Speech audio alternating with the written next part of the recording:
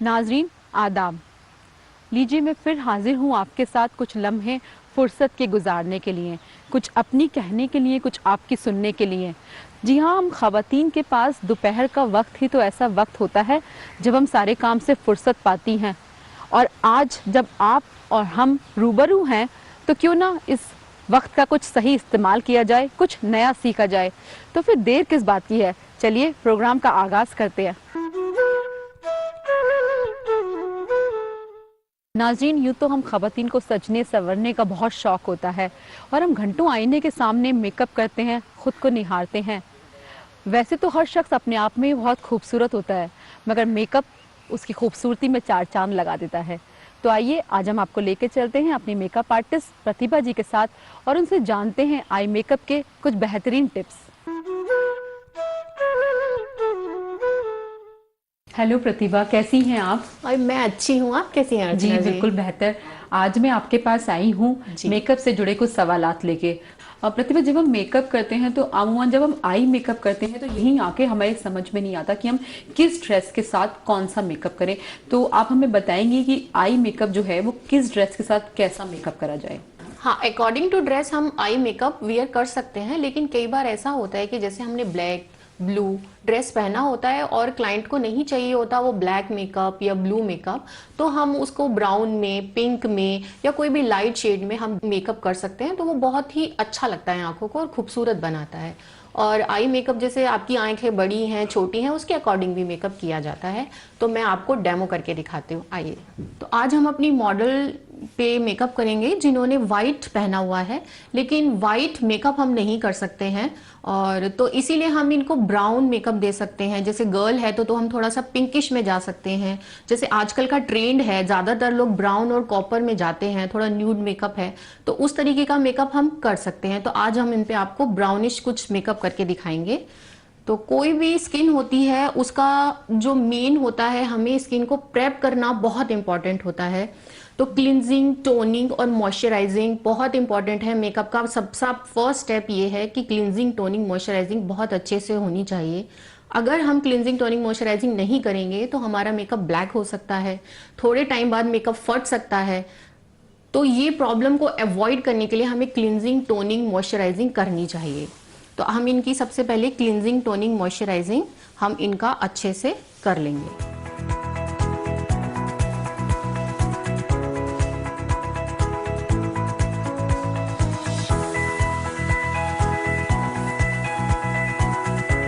Makeup base होता है क्योंकि अगर आपकी स्किन ड्राई है जी, तो क्या होगा, वो कुछ देर बाद मेकअप इतना ड्राई हो जाएगा कि स्किन आपको दिखेगा अरे मेरा मेकअप फट गया है, ऐसे लाइनें दिखाई दे रही हैं, तो वो चीजें नहीं होगी। और उसके बाद आप प्राइमर लगाओ, वो सबसे इंपॉर्टेंट होता है। अगर ऑयली स्किन है तब भी आप प्राइमर यूज कीजिए, और अगर वैसी थोड़ी सी डार्क स्किन है, डल स्किन है, जो भी है, प्राइमर लगाओ, मॉइस्चराइजिंग करो, तो उससे आपका मेकअप कभी खराब नहीं होगा, बल्कि जितना टाइम बीतेगा उतना मेकअप और ग्लो करेगा।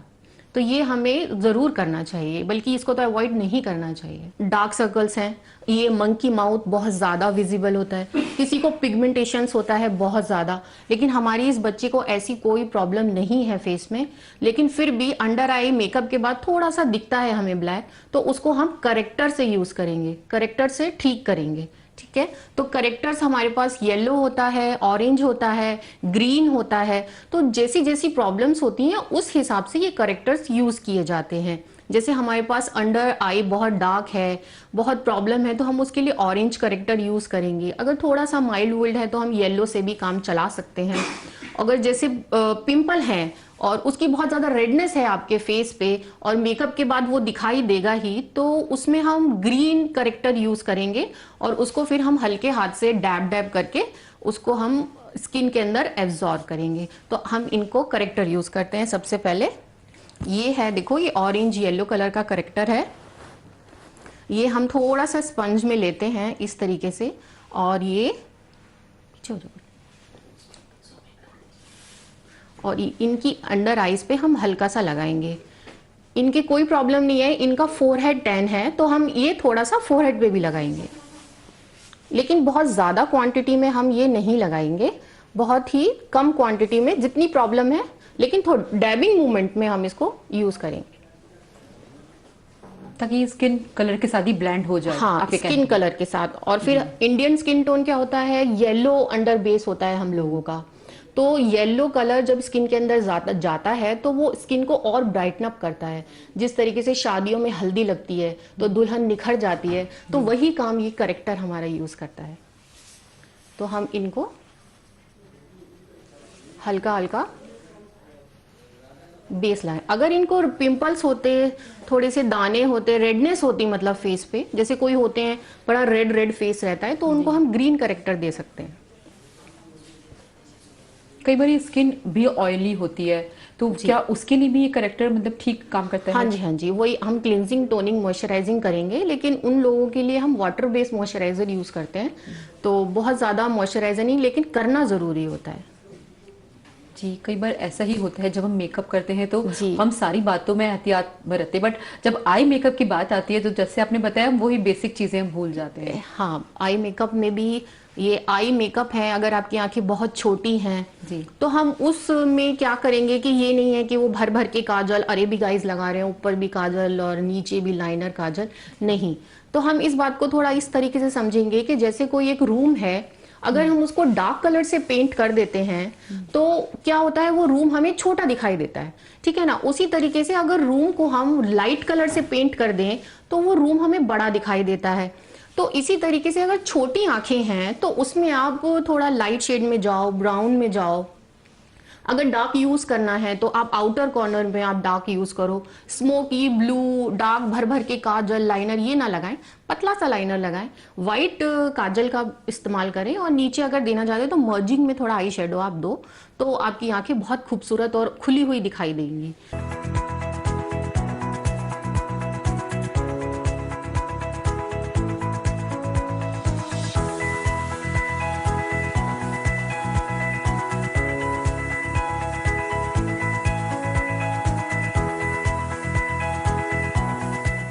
प्रतिभा, कई बार आईब्रोज भी बहुत थिन होती हैं, तो उसको थिक दिखाने के लिए क्या कुछ ऐसा तरीका है मेकअप से कि हम उसको थिक दिखा सकें? हाँ जी, हमें आईब्रोज में कलर डालना होगा, जैसे ब्राउन या ब्लैक, हम वो डाल सकते हैं। तो अगर हम ब्राउन कलर्स में जाएंगे, थोड़ा डार्क ब्राउन में, तो वो ज़्यादा अच्छा दिखाई देगा। थोड़ा ब्लैक में हम ब्राइडल में तो जा सकते हैं, क्योंकि थोड़ा सा उनको थोड़ा हैवी अच्छा लगता है, लेकिन हम थोड़ा ब्राउन कलर से तो ब्रश में लेके और उसको एंगुलर शेप में बना के आईब्रोज को फिर हम शेप बना सकते हैं।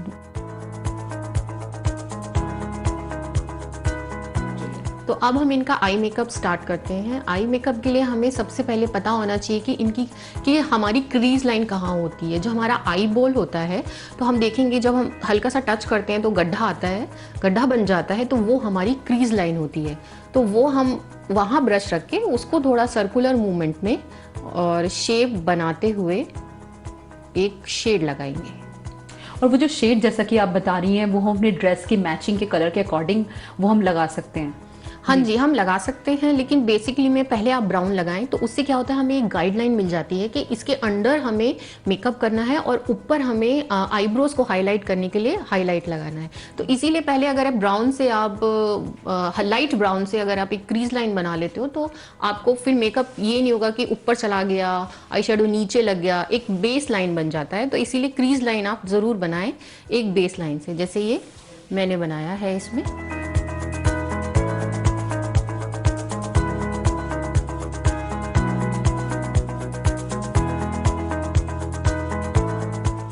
ये लाइनर मैंने लगा दिया है। लाइनर में मेन होता है कि आप उसको स्ट्रेट लाइन हो, फाइन बने, और पीछे का जो कॉर्नर होता है उसको हमेशा ध्यान में रखें कि वो बिगड़े नहीं। तो हम ब्रश को कुछ इस तरीके से ऐसे घुमाएंगे, ये हमारा थोड़ा हाथ चलना चाहिए। इस तरीके से हम यहाँ से थोड़ा इसको पकड़ लेंगे, मेकअप नहीं जाएगा, और आंखें बंद करके ही लगाएं, आपका सही रहेगा। और हम इसको इस तरीके से हल्का सा ये घुमा घुमा के अब नीचे की तरफ जो लगाएंगे, हम उसको थोड़ा इस ऐसे कर लें और नीचे भी लगाना है, नहीं तो हमें ऐसे ब्लैंक ब्लैंक सा दिखाई देगा, वो अच्छा नहीं लगेगा। काजल हमेशा आइकॉनिक ही यूज़ करेंगे हम, वाटरप्रूफ यूज़ करें क्योंकि वो फैल जाते हैं, तो हम काजल हमेशा वही यूज़ करें। ठीक है, एक हाथ से इसको ऐसे फिंगर से पकड़ लें और एक हाथ से इसको स्किन खींचे हल्की सी, तो फिर ये काजल आपका लगेगा, फैलेगा भी नहीं, बाहर भी नहीं आएगा। तो इस तरीके से हम इसको काजल लगाएंगे। नीचे अगर आप बहुत ज़्यादा हैवी नहीं देना चाहते तो हम कोई भी ब्रश में जो ऊपर हमने शेड लगाया था इनर कॉर्नर पे डार्क, वो हम नीचे लेंगे और ये नीचे काजल ना लगा के हम शेड इसको ऐसे हल्का सा मर्जिंग करते हुए अप्लाई करेंगे। जो आजकल ये ट्रेंड में चल रहा है मैं वो बता रही हूँ कि आजकल वो काजल वाला ख़त्म हो गया है कि नीचे भी आप काजल लगाओ और लाइनर लगाओ और ऊपर भी लाइनर लगाओ।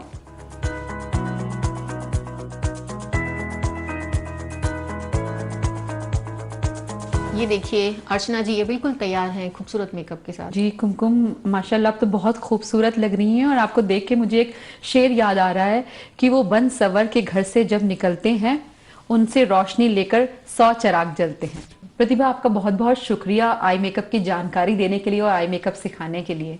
आपका भी बहुत बहुत शुक्रिया। जब भी चलती है आंधी गमों की, माँ की ममता मुझे आंचल में छिपा लेती है। जी हाँ दोस्तों, माएँ ऐसी ही होती हैं जो अपने बच्चे की ज़रा सी तकलीफ देखते हुए भी परेशान हो जाती हैं। आज हम बात कर रहे हैं ऐसी माँओं की जिनके बच्चों ने अभी अभी इस दुनिया में कदम रखा है। एक तो माँ बनने की खुशी और दूसरा कि उन बच्चों की परवरिश कैसे करें, कैसे उन्हें नहलाएं, उनकी मालिश करें। इसी सिलसिले को जारी रखते हुए आज हम आए हैं डॉक्टर जहरा जैदी जी के पास। उनसे हम जानते हैं कि जो नवजात बच्चे हैं, माएँ उनकी कैसे परवरिश करें, कैसे उन्हें नहलाएं, कैसे उनकी देखभाल करें। मैम बहुत बहुत इस्तकबाल है आपका हमारे प्रोग्राम में। मैम सबसे पहले आप अपने बारे में कुछ बताएंगी? शुक्रिया बहुत बहुत अर्चना जी। सबसे पहले तो मैं आपका शुक्रिया अदा करूंगी कि आपने मुझे अपने इस प्रोग्राम के अंदर दावत दी और मुझे अपने इजहार करने का मौका दिया कि मैं आपको कुछ ऐसी चीज़ें बता सकूं जो घर में रहने वाली माँओं के लिए बहुत इम्पॉर्टेंट हैं। मैं डॉक्टर जहरा जैदी मेरा नाम है। मैं जामिया हमदर्द में स्कूल ऑफ यूनानी मेडिकल एजुकेशन के अंदर एसोसिएट प्रोफेसर के तौर पे काम कर रही हूँ और मेरा जो क्लिनिकल एक्सपीरियंस है, यानी जो मैं हॉस्पिटल से जो मैं अटैच्ड हूँ, वो मेरा तकरीबन 30 इयर्स मुझे हॉस्पिटल में अटैच्ड हो चुके हैं जो मैं यहाँ पे काम कर रही हूँ। और ख़ास तौर से मैंने पीडियाट्रिक्स के अंदर हाउस जॉब किया है और उसी सिलसिले को आगे हम उसी फील्ड में मैं आगे काम कर रही हूँ।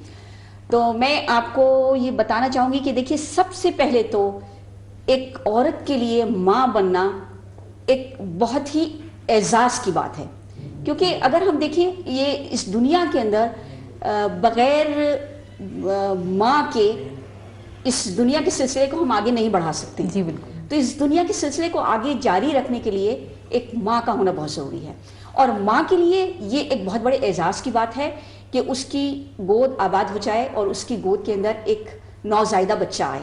ये उसके लिए सिर्फ नहीं बल्कि उसके पूरे ख़ानदान के लिए, उसकी पूरी फैमिली के लिए एक बहुत बड़ा एजाज़ का मौका होता है, बहुत बड़ी खुशी का मौका होता है। ये जहाँ हमारे लिए खुशी का मौका है, वहाँ एक माँ के लिए, ख़ास तौर से वो माँ जो पहली बार माँ बनी है, उसके लिए एक बहुत बड़ा चैलेंज भी है कि किस तरह वो अपने इस आने वाले नौज़ायदा बच्चे की किस तरह परवरिश करे। मैम सबसे पहला जो सवाल मैं आपसे करना चाहती हूँ वो ये है कि जो नवजात बच्चे होते हैं, जो माँओं के सामने एक मसला आता है कि वो उन बच्चों को फीड कैसे कराएं और कितनी बार उनको फीड कराएं, वो आप बताएंगे? हाँ अर्चना जी, जो आपने मुझसे सवाल किया है कि जो नौज़ायदा बच्चा है, जो न्यू बॉर्न बेबी है, उसको माँ को कैसे दूध पिलाना है, ये सबसे बड़ा एक चैलेंज भी है और सबसे बड़ी ज़रूरत भी है, क्योंकि अब तक तो बच्चा जो कुछ डाइट ले रहा था, जो ग़िज़ा हासिल कर रहा था, वो अपनी माँ से हासिल कर रहा था। लेकिन अब जब बच्चा इस दुनिया के अंदर आता है तो उसकी पहली नीड, हम सब की पहली नीड डाइट है, ग़िज़ा है, और बच्चे की ग़िज़ा माँ का दूध है। माँ का दूध बच्चे के लिए सबसे बेहतरीन ग़िज़ा है। अब आजकल की जो WHO की गाइडलाइन है, उसके अकॉर्डिंग बच्चे को एक्सक्लूसिवली, यानी सिर्फ और सिर्फ 6 मंथ तक सिर्फ और सिर्फ माँ का दूध देना चाहिए।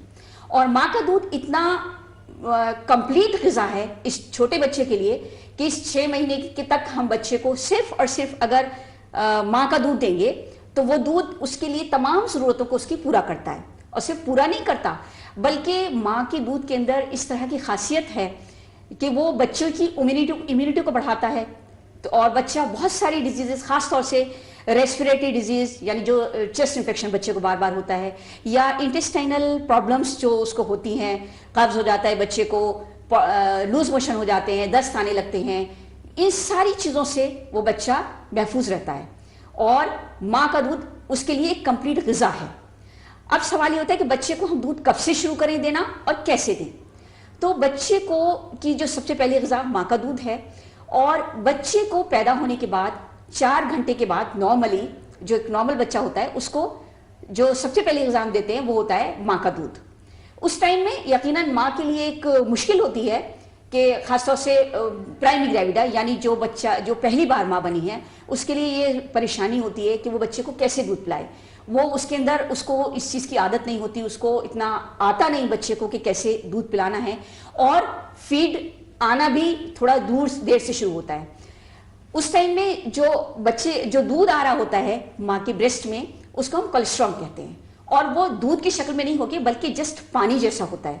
लेकिन वो ग़िज़ा वो जो डिस्चार्ज मदर के ब्रेस्ट से हो रहा है जिसको हम कोलेस्ट्रॉल कह रहे हैं, वो बहुत अच्छी ग़िज़ा है बच्चे के लिए। और 4 घंटे के बाद ही हम इस नौज़ायदा बच्चे को माँ को कहते हैं कि वो उसको फीड कराए।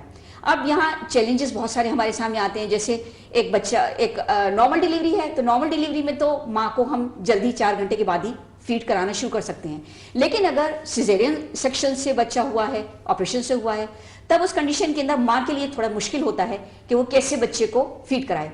लेकिन वहाँ पर भी हमारी कोशिश ये होती है कि 4 घंटे के बाद अगर मदर को कोई प्रॉब्लम नहीं है, कंफर्टेबल है, तो हम लाइंग पोजीशन में भी यानी ऑपरेशन के बाद माँ लेटी हुई है तो बेस्ट वे ये होता है कि बच्चे को माँ के सीने के ऊपर लिटा दें और लाइंग पोजीशन के अंदर ब्रेस्ट से लगा दें। बच्चा थोड़ा थोड़ा सक करना शुरू करता है, और ये जो कोलेस्ट्रॉल है ये जब बच्चे के मुंह में जाता है तो धीरे धीरे बच्चा सकिंग भी सीख लेता है और माँ के ब्रेस्ट में मिल्क आना भी शुरू हो जाता है। मैम, यकीनी तौर पे माँ का दूध पीने से बच्चे के अंदर बहुत तंदुरुस्ती आती है, और ये भी कहते हैं कि मालिश करने से बच्चे के अंदर जो तंदुरुस्ती आती है वो ताउम्र उसके साथ रहती है। बहुत सारे ऐसे मालिश के तेल बाजार में भी मौजूद हैं। क्या कुछ ऐसे घरेलू नुस्खे हैं जिनसे जो माएँ हैं वो घर में बैठ के मालिश कर सके बच्चों की तेल खुद से बना के? जी अर्चना जी, बिल्कुल आपने बड़ा अच्छा सवाल किया है ये। देखिए, जब बच्चा इस दुनिया के अंदर आता है तो नेचुरली बहुत सॉफ्ट उसकी स्किन होती है और बहुत सारी चीज़ों की उसको उस टाइम पे ज़रूरत होती है, और मालिश करना बच्चे की स्किन के लिए भी बड़ा अच्छा होता है, उसकी वैसे बोनी स्ट्रेंथ के लिए, मस्कुलर स्ट्रेंथ के लिए बहुत इंपॉर्टेंट होता है। तो सर्दी के दिनों में जैतून का तेल आज हम ज़्यादातर हमारे घरों में होता है, जैतून का तेल बेस्ट है, और जैतून के तेल की मालिश करना बच्चे की स्किन को बहुत अच्छा करता है। गर्मी के दिनों में हम एडवाइस करते हैं कि नारियल का तेल सिंपली बच्चे के बदन के ऊपर मालिश की जाए, ताकि उससे जो बच्चे की स्किन है वो अच्छी हो जाती है। इसके अलावा भी मार्केट के अंदर बहुत सारे बेबी ऑयल्स मौजूद हैं, वो हम ले सकते हैं, लेकिन घरेलू तौर पर ये 2 तेल ऐसे हैं कि जिनको अगर हम बच्चे की स्किन पे मालिश करें तो बच्चे की स्किन अच्छी हो जाती है, और स्किन के साथ साथ उसकी मस्कुलर स्ट्रेंथ बढ़ती है, बच्चे के अंदर वैसे ताकत आती है, मसल्स के अंदर उसकी बोन अच्छी स्ट्रेंथफुल होती हैं। तो मैं सजेस्ट करूंगी कि मार्केट के तो बहरहाल अवेलेबल बहुत सारे ब्रांड्स हैं जो मिलते हैं, जो हम लेती भी हैं बेबी ऑयल के, लेकिन घर के अंदर अगर हम इन 2 चीज़ों का इस्तेमाल करें तो ये बहुत अच्छी हैं बच्चे की सेहत के लिए। कभी कभी बच्चे की स्किन हम देखते हैं, आमतौर पे बच्चे की स्किन जैसे भी जब बच्चा पैदा होता है तो जो मैटरनल स्किन होती है उसकी, वो स्किन धीरे धीरे शेड आउट होती है और उसकी जगह नई स्किन धीरे धीरे डेवलप होती है और बच्चे की स्किन उतरती है। ये एक नॉर्मल फिनोमिना है जो आमतौर पे होता है। तो बच्चे की जो स्किन उतरती है, कुछ लोग उसके साथ साथ बच्चे की स्किन के अंदर ड्राइनेस होती है। तो इसके लिए हमें कुछ चीज़ों का ध्यान रखना चाहिए, जिसमें एक तो इम्पॉर्टेंट फैक्टर है जो एटमॉस्फेयर है, जो हमारे कमरे का तापमान है, टेम्परेचर है, वो टेम्परेचर बहुत ज़्यादा गर्म नहीं होना चाहिए। खासतौर से आजकल क्योंकि जो जैसे सर्दी का ज़माना है, तो सर्दी के ज़मानों में हम अपने घरों के अंदर ब्लोअर चला के रखते हैं, हीटर चलाते हैं। उससे क्या होता है, जो हमारे कमरे की हवा है वो ड्राई हो जाती है, और ये ड्राई होने की वजह से जो बच्चे की इसका इफेक्ट हमारी बॉडी पे भी पड़ता है, लेकिन बच्चा क्योंकि छोटा है, न्यूबॉर्न है, वो अभी इस एटमॉस्फेयर का एकदम से आदी नहीं है, तो उसके बॉडी के ऊपर ज़्यादा इसका असर पड़ता है और उसकी स्किन ज़्यादा जल्दी ड्राई हो जाती है। और ड्राई स्किन होने की वजह से स्किन के अंदर रेडनेस, रैशेस हो सकते हैं। तो उसके लिए हमें जो इम्पोर्टेंट फैक्टर है जिसका हमें ध्यान रखना है कि हमारे कमरे के अंदर अगर हमें हीटर चला के रखना है तो इसका हमें ख्याल रखना है कि बहुत ज़्यादा ड्राइनेस नहीं होना चाहिए, टेम्परेचर बहुत ज़्यादा हाई नहीं होना चाहिए। इसके अलावा बच्चे की फीड का हमें ध्यान रखना है, बच्चे को फीड प्रॉपर मिलता रहना चाहिए ताकि उसके अंदर डिहाइड्रेशन ना हो, क्योंकि स्किन की हेल्थ के लिए हाइड्रेशन इज़ वेरी इंपॉर्टेंट, तो उसका भी हमें ख्याल रखना है। और इसके लिए अगर ज़्यादा बच्चे की स्किन खराब हो रही है तो उसके लिए हमें मालिश तो करनी ही है नारियल के तेल की, उसके साथ हम थोड़ा सा मॉइस्चराइजर्स यूज़ कर सकते हैं। इसके लिए हम मॉइस्चराइजर घर में भी बना सकते हैं, जैसे सिंपली दही है, दही के अंदर आप थोड़े से ऑयल के अंदर दही मिला के वो बच्चे की स्किन पे लगाएं तो वो उस मॉइस्चराइजिंग इफेक्ट आएगा उसका। या फिर इसके अलावा हमें ख़ास तौर से जब हम बच्चे को नहलाते हैं तो बच्चे को नहलाने के टाइम पे हमें ये ख्याल रखना है कि बहुत ज़्यादा सोप और शैम्पूस का यूज़ नहीं करना। बच्चे की जो स्किन है वो बहुत सेंसिटिव होती है, तो जो मॉइस्चराइजर उस पर लगाना कितना सेफ है उसके लिए जी, और किस तरीके से हम घर में उसको बना सकते हैं? हाँ, देखिए बहुत सारे ब्रांड मार्केट के अंदर मॉइस्चराइजर्स के हैं जो स्पेशली बच्चों के लिए भी हैं। वो अगर ज़्यादा स्किन के अंदर ड्राइनेस है तो हम कभी कभी यूज़ कर सकते हैं, लेकिन बेहतर ये है कि हम इन चीज़ों का घर में इस्तेमाल करें।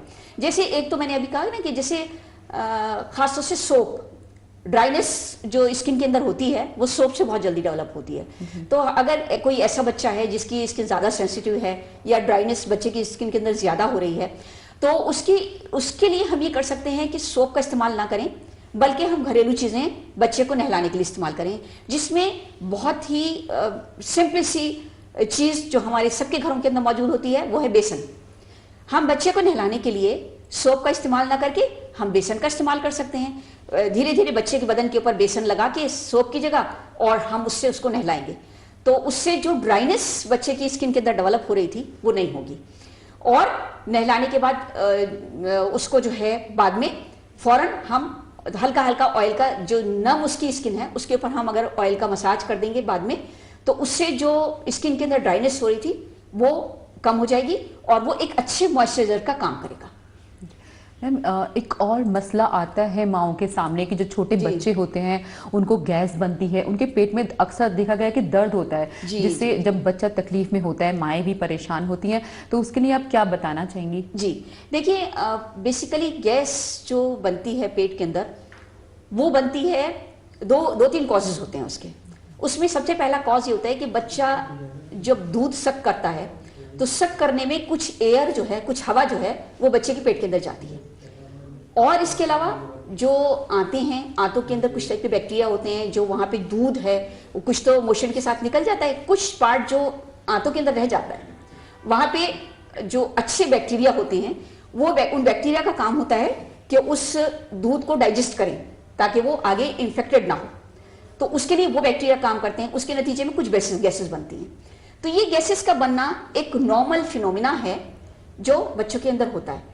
और आमतौर पे ये गैसेस जैसे जब बच्चा गैस पास करता है मोशन के साथ निकल जाती हैं, लेकिन कभी कभी क्या होता है ये गैसेस ज़्यादा बन रही होती हैं या सही पोस्चर में बच्चे को अगर हम दूध नहीं पिला रहे हैं और एयर सक ज़्यादा कर रहा है बच्चा, या खासतौर से वो बच्चे जिनके अंदर बॉटल फीड हम दे रहे हैं, तो बॉटल फीड देते टाइम पे जो एयर है वो ज़्यादा जल्दी सक होती है, क्योंकि बॉटल के अंदर आधे हिस्से के अंदर दूध होगा, आधे के अंदर हवा भरी होगी। अगर हमने उसको प्रॉपर ढंग से फीड नहीं दिया, यानी बॉटल को आधा हमने ऐसे लिटा के फीड दिया, तो उसमें एयर जो है वो साथ साथ बच्चे के मुंह पेट के अंदर जा रही होती है।